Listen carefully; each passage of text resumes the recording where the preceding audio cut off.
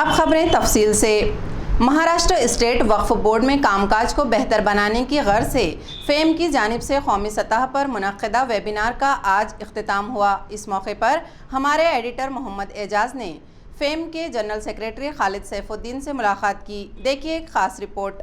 وقف بورڈ کی تاریخ میں شاید یہ پہلا موقع تھا کہ کسی آرگنائزیشن نے اور وقف ممبران نے وقف کے کام کاج میں بہتری کے لیے پہلی مرتبہ ریاستی نہیں بلکہ ملکی سطح پر مسلم دانشوروں کو، ذمہ داران قوم اور منتخب عوامی نمائندوں کو ایک جگہ جوڑا، صلاح و مشورہ ہوا۔ 5 روزہ طویل یہ ویبینار تھا۔ آج اس ویبینار کا اختتام ہوا۔ اس میں ویبینار کے جو ذمہ داران تھے ان میں سے ایک ہمارے ساتھ آج موجود ہیں، خالد سیف الدین صاحب، جو اورنگ آباد سے اس ویبینار کو کنٹرول کر رہے تھے۔ آئیے ہم ان سے بات کرتے ہیں۔ خالد صاحب، آج اس ویبینار کا اختتام ہوا جی وقف بورڈ میں کام کاج کو بہتری کو لے کر، جی تو آپ کو کیا لگتا ہے اس ویبینار کے کچھ اثرات، مثبت اثرات برآمد ہوں گے؟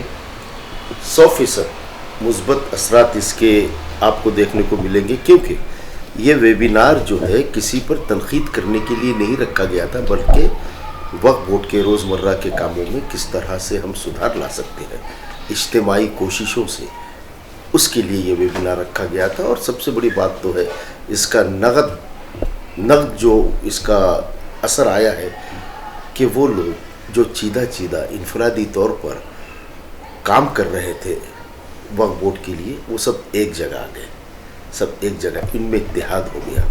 اور جتنے بھی ممبران تھے، پہلی بار ایسا ہوا ہے کہ کسی ویبینار میں وقف بورڈ کے تمام معزز اراکین نے حصہ لیا، اور جو اس میں جو سجیشنز آئے ہیں وہ بہترین سجیشنز آئے ہیں۔ دیکھا یہ گیا کہ اس سے تعاون کرنے میں خود حکومتیں اور سرکاری دوسرے جو ادارے ہیں وہ بھی اس سے تعاون نہیں کرتے اور اس کو کوئی خاطر نہیں ملاتے۔ اس سلسلے میں اس میں ویبینار میں کوئی بات ہوئی ہے؟